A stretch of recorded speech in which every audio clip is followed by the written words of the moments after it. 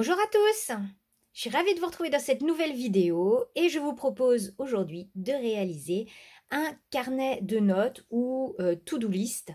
C'est comme vous voulez et pour cela on va utiliser les produits que m'ont envoyé 4 en scrap.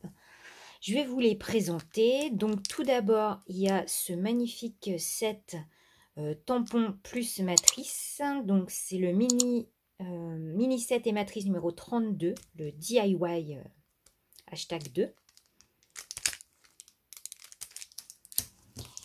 On a cette très grande planche de tampons. Alors je crois qu'en plus il y a des choses qui sont en promo sur 4 en scrap, donc ça vaut le coup d'aller voir.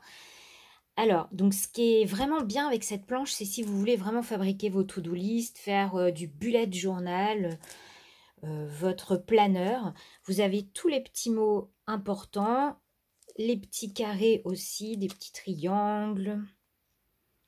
Vraiment, elle est très très chouette cette planche. J'ai également des petites étiquettes, donc des dies petites étiquettes. Des étiquettes à découper. C'est toujours pratique, ça sert toujours, donc c'est intemporel. Et j'ai une feuille de papier 30-30, donc celle-ci c'est la collection printemps-été 2020. Et à l'arrière on a des petites enveloppes, je trouve ça trop mignon, donc ça ira parfaitement pour l'intérieur de mon petit carnet. Donc pour commencer, il va vous falloir des feuillets avec marqué notes ou bloc-notes ou to-do list.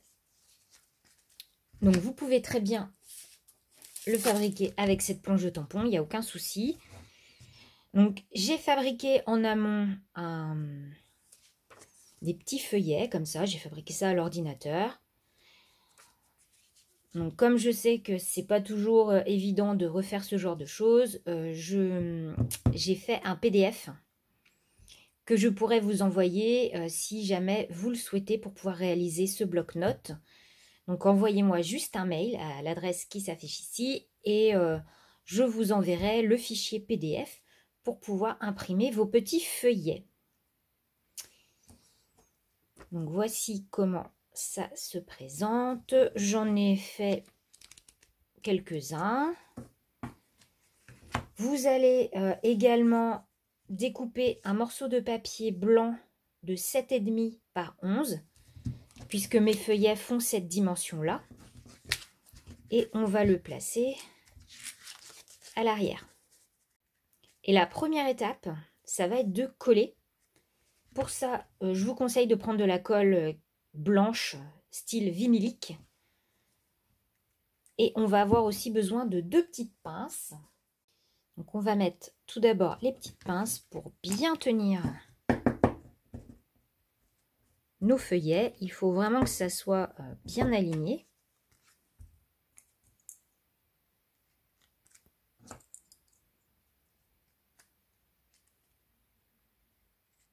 Et donc ensuite, on va appliquer de la colle tout le long en étant très très généreux.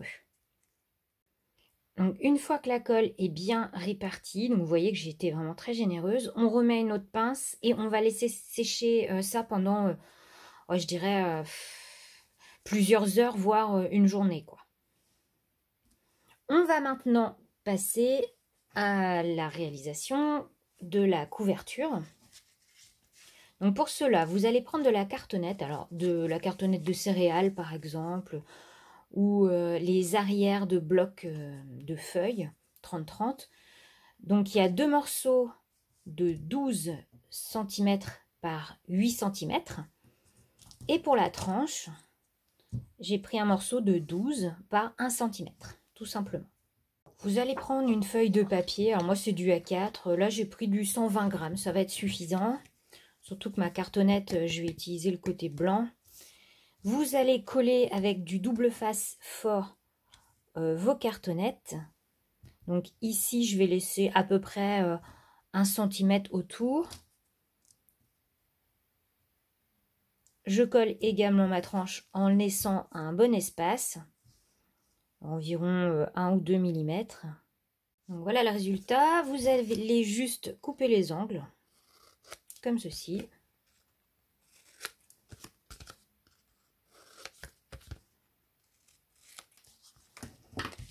Vous allez appliquer du double face tout le long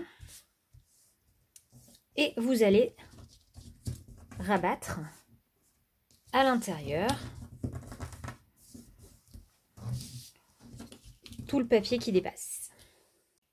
Une fois que vous avez rabattu les côtés, on va prendre du papier d'habillage. Donc moi j'ai pris celui-ci avec les petites enveloppes là que je vous ai montré tout à l'heure. Et donc on va couper un morceau de 17 par 11,5 et vous allez tout simplement le coller à l'intérieur en faisant attention de bien marquer les plis. Donc j'ai fini de recouvrir l'intérieur. Maintenant on va pouvoir passer à la partie la plus sympa. On va décorer le devant du carnet, on rajoutera un petit truc à l'intérieur. Donc pour cela, je prends la planche de tampon, donc DIY 2. Et j'ai commencé par tamponner le grand motif et tout ce qui était fleurs. Je vais maintenant les coloriser. Donc moi, je vais utiliser mes Neocolor 2. Mais libre à vous de faire avec ce que vous avez, palette d'aquarelle, les Stabilo Pen 68. Vraiment, faites comme vous le sentez, comme vous le pouvez. Ma colorisation est terminée. Donc maintenant, je vais découper à l'aide des dies mes tamponnages. Et si vous voulez voir comment facilement bien placer vos dies pour faire une découpe parfaite, je vous invite à aller voir la vidéo que je vous mettrai dans le petit i juste au-dessus. Et je vous la remettrai également en barre d'infos.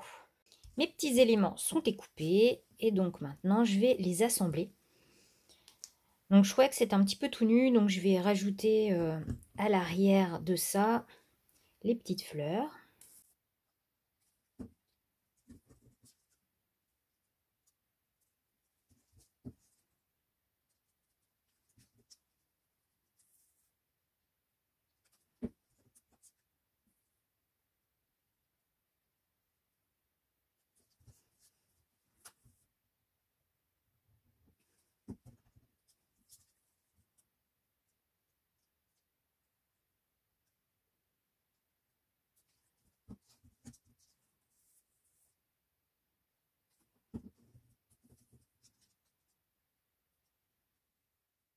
Donc, je vais le coller comme ceci et à l'intérieur du petit rond, je vais pouvoir mettre un petit mot. Alors moi j'ai choisi de mettre le mot note, mais il y a mémo qui passe, liste, urgent, je crois que carnet passe aussi, à noter. Il y a plein de petits mots qui passent, donc c'est vraiment super sympa. Donc moi j'ai décidé de mettre note.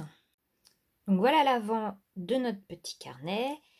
On va s'attaquer maintenant à l'intérieur. Donc pour ceci, j'ai utilisé une petite étiquette. J'ai pris un petit mot que j'ai découpé donc dans les mots intemporels. Donc il y avait ne pas oublier, c'est parfait.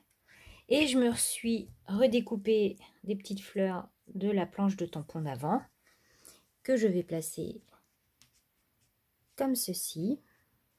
Comme ça, on a un petit rappel de l'avant de mon carnet. On passe à la dernière étape. Donc mes petits feuillets, la colle a bien séché. Je vais vous montrer ça. Voilà, elle est devenue transparente.